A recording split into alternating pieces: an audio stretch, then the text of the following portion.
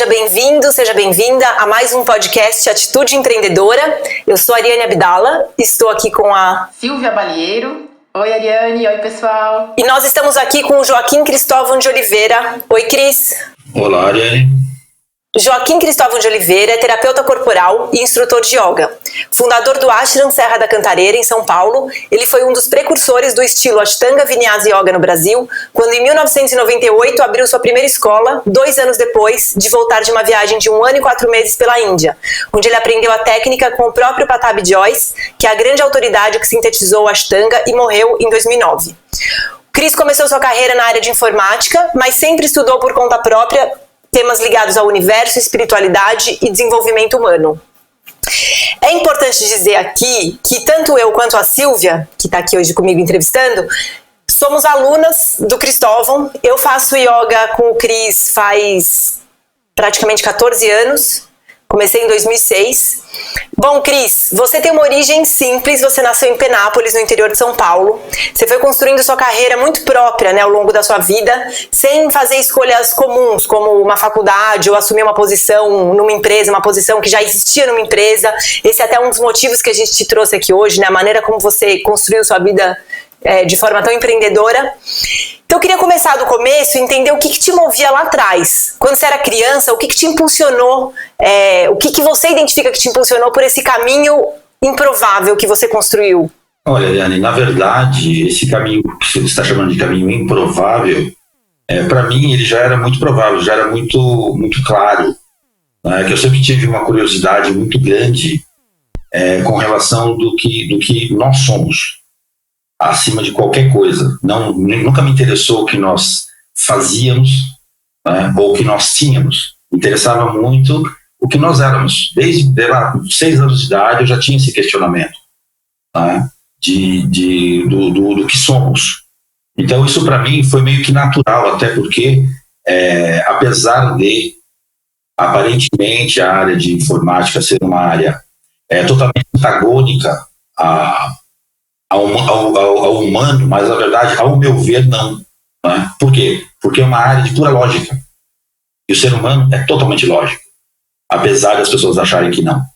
Né? Apesar da imprevisibilidade do ser humano, só que a imprevisibilidade dele é, na verdade, fruto de um sistema, né, de vida totalmente equivocado, totalmente desequilibrado.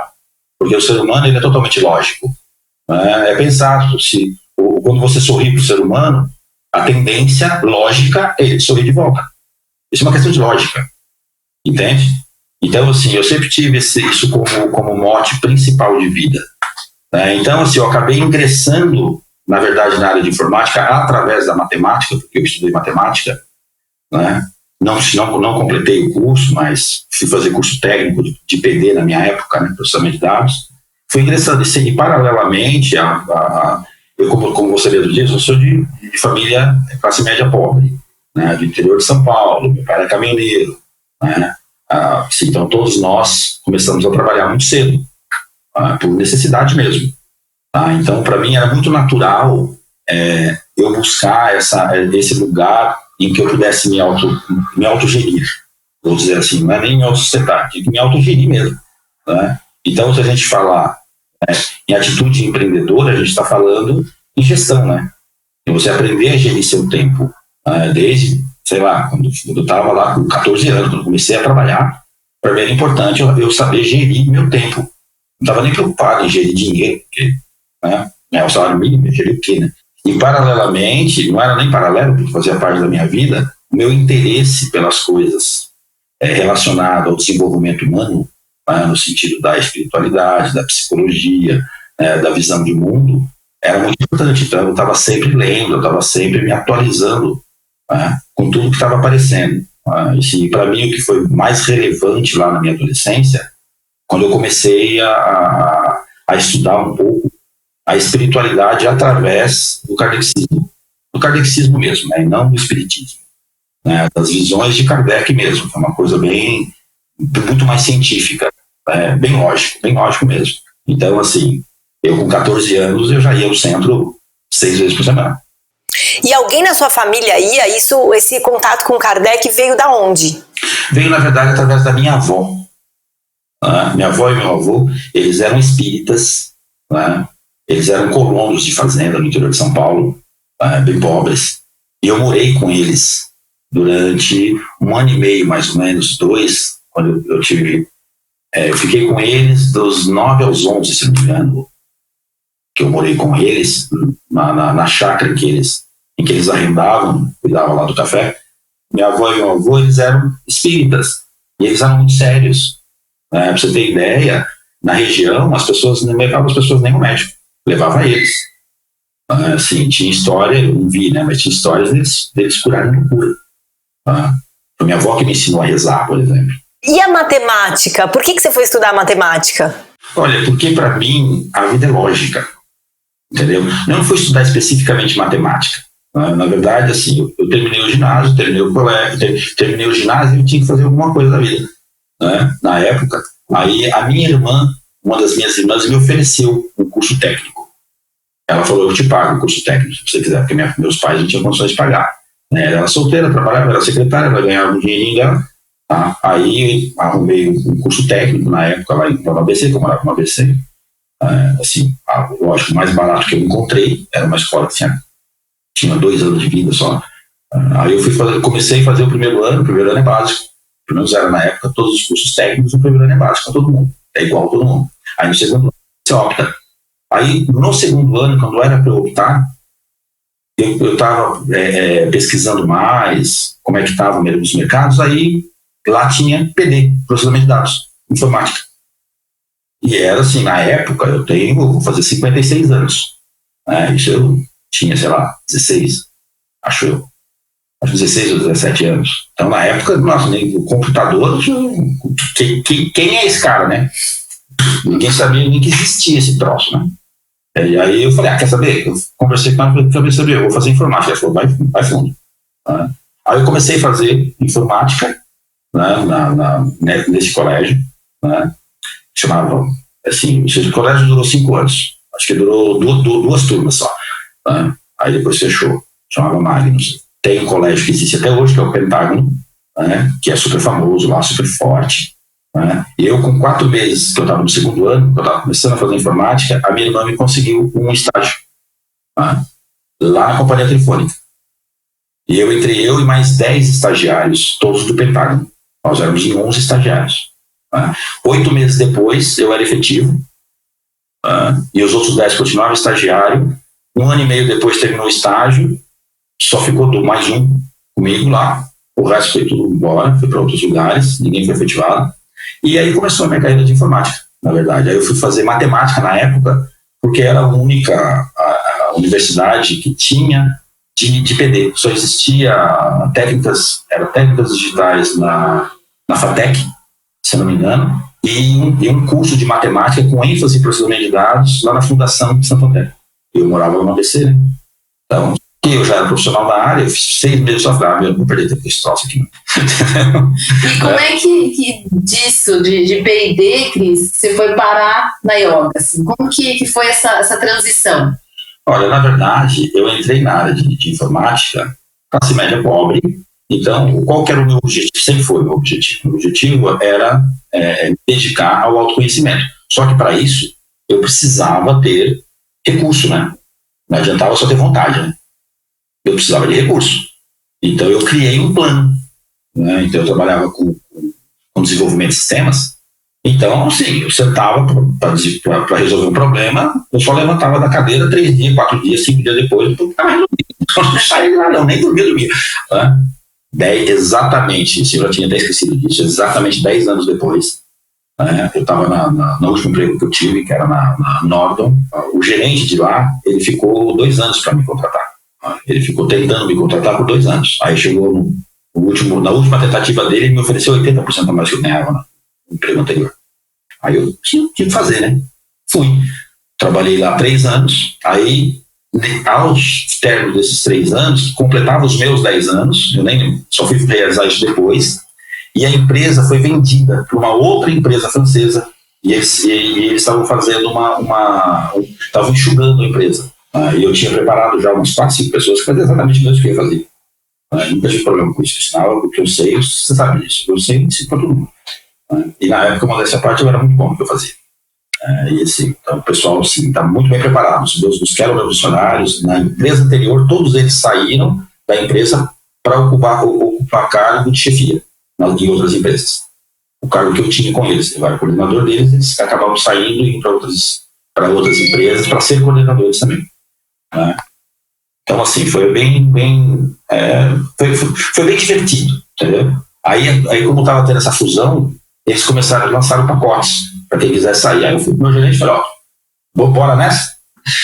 Aí comecei a me dedicar única e exclusivamente, nessa época eu já fui procurar para fazer yoga, porque eu já estava estudando bastante, já tinha, estudava muito coisas de misticismo e falava-se muito sobre yoga, e eu nem sabia que acho que era yoga. Aí fui fazer uma primeira aula de yoga, e falei, esse negócio de exercício, e até os 28 anos eu era sedentário, né? Aí eu conheci o tal do yoga, aí fez um sentido, pela primeira vez na vida, com exceção de quando eu era lá criança, que eu gostava muito de fazer ginástica, na escola, né? Sim, eu joguei, quando era criança eu joguei muito vôlei na seleção de São Caetano, que eu morava em São Caetano, participava da seleção mesmo, e assim, gostava muito, mas ponto, esse negócio de academia, eu já estava maior, nem a pau. Aí lá com 28 anos eu fiz uma aula de yoga. Nossa, assim, para mim fez todo sentido. A questão da respiração, a questão do entender, de fazer movimentos com o corpo de maneira consciente. E Cris, você está contando aí dos mergulhos que você sempre deu, todas as decisões que você tomava, você mergulhava de cabeça. Que relação você enxerga disso com a yoga, do empreendedorismo com a yoga? Olha, Silvia, ao meu ver, está totalmente em conformidade o yoga com o empreendedorismo. Porque o yoga vem de uma palavra sânscrita, que é yuk, que significa união. Então é a união dos recursos intelectuais, dos recursos físicos, recursos emocionais e recursos energéticos. E o que é o empreendedorismo? Se não você conseguir concentrar todas essas coisas para realizar algo. Né? Então o yoga é uma força muito grande, que te leva a realizar. Vocês estão praticando Ashtanga Vinyasa comigo há alguns anos, vocês sabem o quanto precisa de dedicação, de esforço, e como tem que concentrar toda a energia física, toda a energia mental, toda a energia emocional e toda a energia que esteja no ambiente para que a gente possa realizar a nossa prática. Então a conexão que tem o yoga com o empreendedorismo, ao meu ver, é pleno. Até, se você for pesquisar, você vai ver que boa parte dos empreendedores, eles têm uma relação com o yoga de alguma maneira.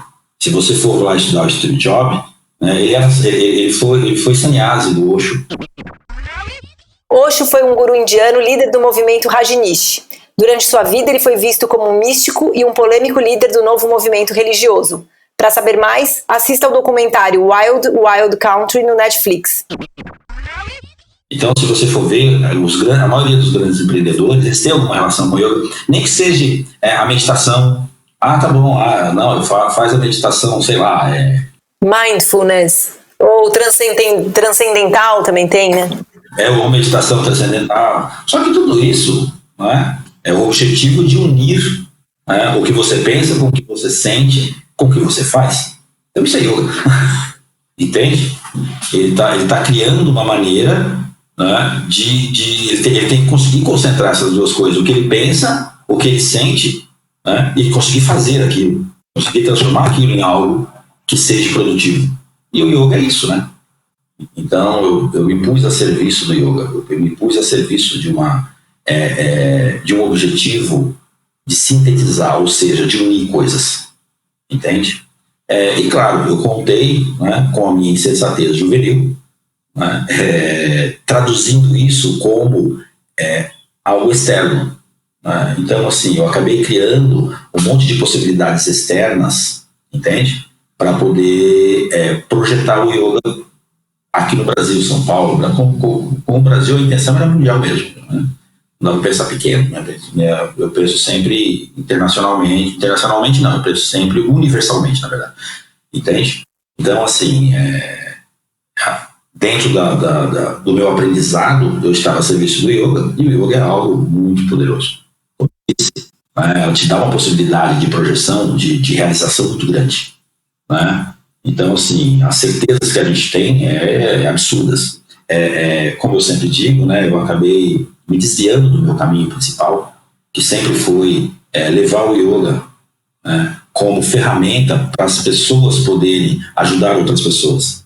Eu comecei a usar essa ferramenta, né, para atingir mais gente, e não é esse o objetivo, o meu pelo menos, né? O meu objetivo é trabalhar com pessoas que trabalham com pessoas, é oferecer ferramenta para pessoas que trabalham com pessoas.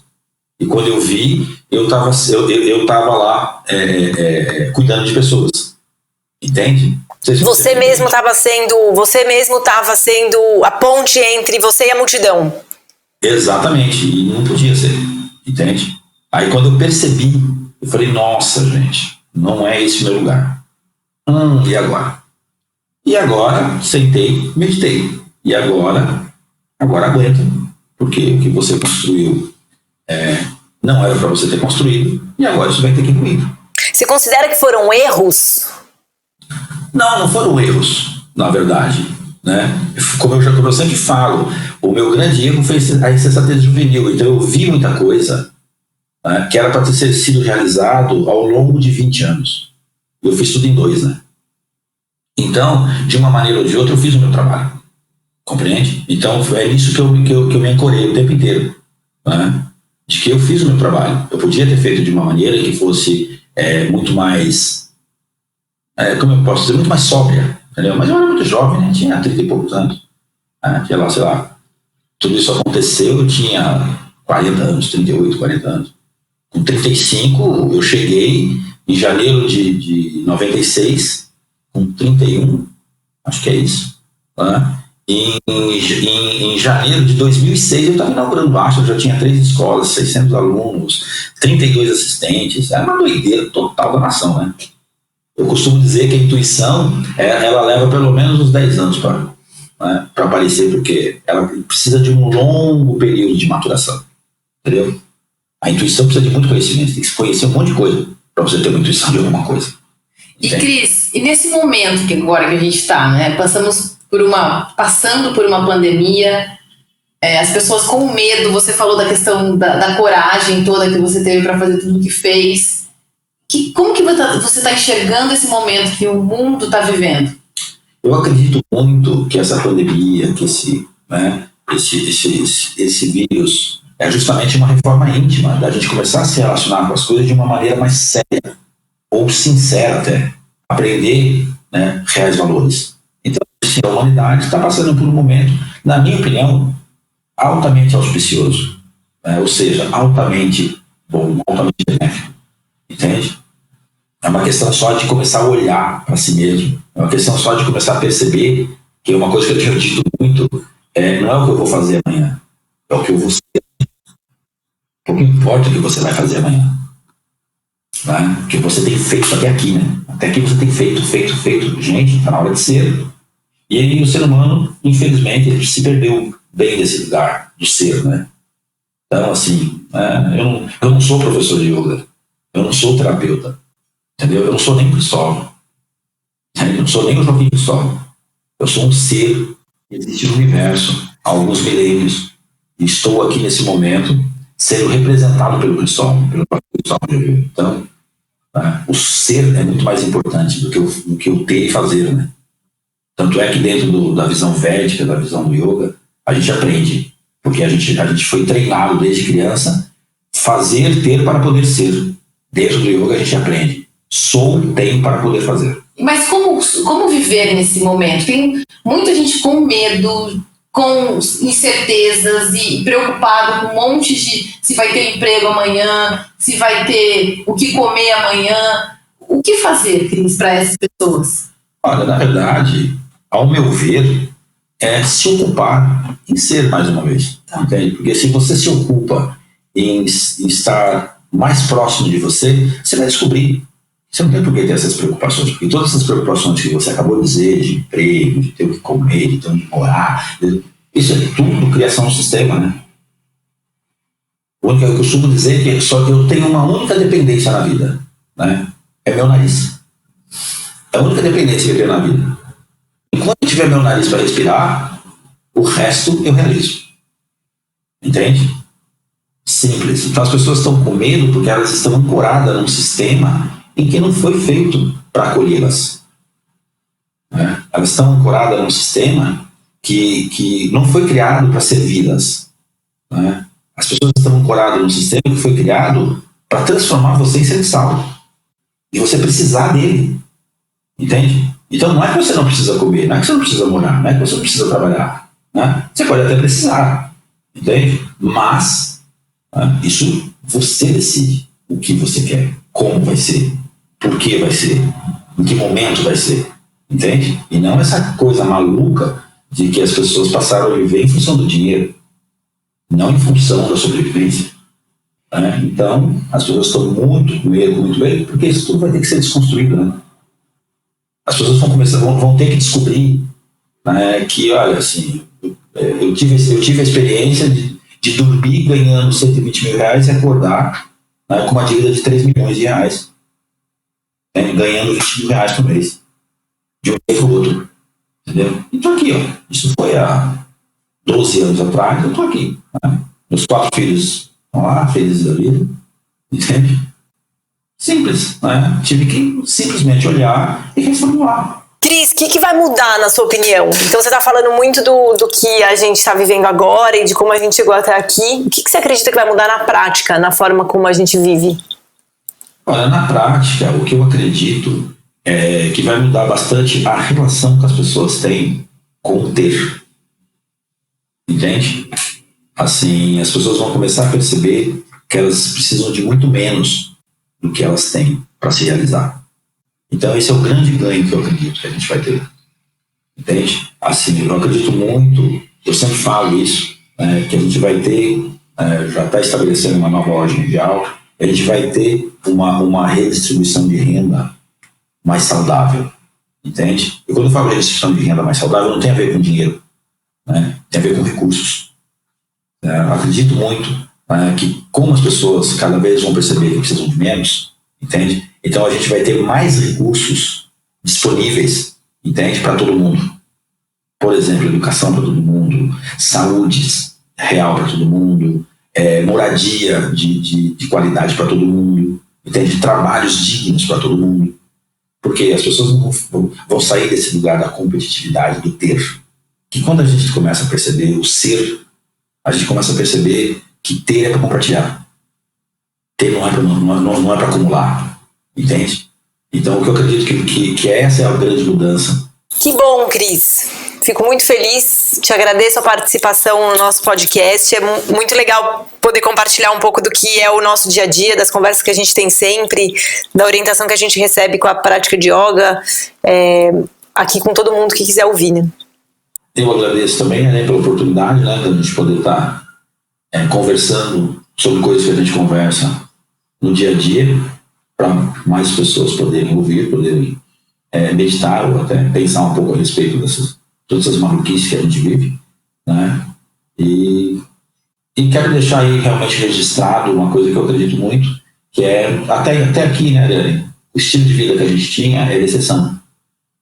Agora, sim, é necessário que seja regra. Que as pessoas comecem a se olhar mais, que as pessoas comecem a se cuidar mais e se afastar mais de toda essa necessidade de ter. Então isso é uma coisa que a gente já vive isso, só que nós somos exceção até aqui, né? Só que isso tenho certeza que vai ter que se tornar regra para que a gente possa se equilibrar. Que privilégio, Cris, poder te ouvir, poder ter você aqui no nosso podcast Atitude Empreendedora para compartilhar com a gente todo esse conhecimento. Agradecida. E eu que agradeço a vocês, tá? Um beijo para ambos e um beijo para todos. Bom, Sil, foi muito legal entrevistar o nosso orientador de yoga, né? Sim, muito legal mesmo, é inspirador sempre. A primeira coisa que eu marquei aqui de atitude empreendedora é o autoconhecimento, né, que me chamou a atenção, porque ele falou que essa é uma necessidade que ele tem desde criança, que movia ele, mesmo quando talvez ele nem chamasse por esse nome, né, de se autoconhecer sempre foi uma prioridade, a base de tudo. E eu realmente acredito que Se você não se conhece, não se observa, fica muito difícil você fazer escolhas sustentáveis, você entender quais são os desafios internos que você tem, o que você precisa desenvolver em você. Então achei muito emblemático, desde criança, ele ter uma busca assim tão convicta por autoconhecimento. Sim, isso me impressiona muito também. Não só ele falando aqui hoje com a gente, mas nas nossas conversas também com ele, né? E eu fico impressionada também com a audácia dele, mesmo pequeno, né? Desde adolescente, ele sempre foi atrás de tudo que ele queria fazer. Ele, por estar tão certo, com esse autoconhecimento tão grande do que ele queria fazer, ele sempre foi muito corajoso e desbravando e fazendo por ele mesmo. Isso é muito admirável também no que ele fala, né, Ari? Uma coisa que ele sempre fala pra gente, acho que ele não falou hoje na entrevista, mas eu acho muito significativo, que ele fala que a gente muitas vezes quer ter a consciência antes de experimentar, antes de ter experiência. E é um pouco isso, né? Você tem que se aventurar, você tem que ter a audácia de se aventurar, para depois você absorver a experiência e com isso ter a consciência. É o que ele fala do tempo das coisas, né? Do como ele foi experimentando. Ele teve, por querer fazer muito, em algum momento ele se adiantou no tempo e percebeu que cada coisa tem seu tempo, cada coisa tem seu momento certo, e perceber isso também faz parte da nossa evolução nesse autoconhecimento nosso e até nessas aventuras empreendedoras que a gente tem durante a vida, né? Não só de negócios, mas de se conhecer, de mergulhar dentro de si mesmo e entender o que está acontecendo. Especialmente nesse momento agora que a gente está vivendo. Com certeza. O tempo, quando é o momento de você agir, né? Quando a gente fala de atitude empreendedora, muitas vezes a gente pensa só em agir, né? Em se jogar, e como a gente até acabou de falar, mas muitas vezes é você saber, né? Respeitar o ritmo, ficar parado, ir mais devagar, desacelerar. As coisas têm um tempo. Até pro ateliê de conteúdo, né? Pra nossa empresa, a gente pensa muito nisso, que a gente quer construir uma coisa no longo prazo. Então, como não esgotar tudo em poucos anos e não se exaurir. Exatamente. Eu gosto também um jeito do Cristóvão, a simplicidade dele, né, na forma de falar, na forma de colocar as ideias.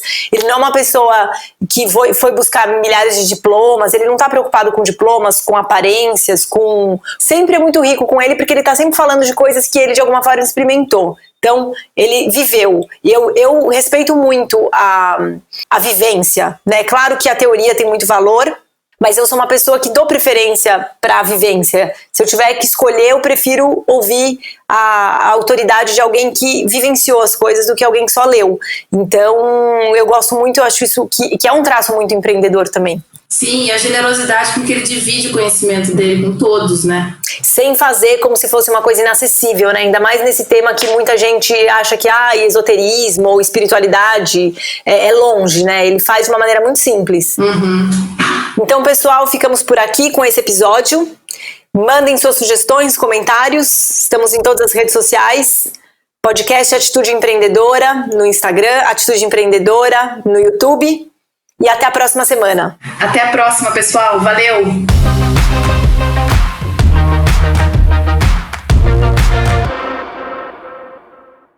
Este podcast é uma produção do Ateliê de Conteúdo e Estúdio Teses, e este episódio foi apresentado por Ariane Abdala e Silvia Balieiro. Produção: Júlia Fregonese, Vanessa Nagayoshi, Vitória Pirola, Bruna Galati, Maiara Santos, Gabriela Lopes e Mariana Fernandes.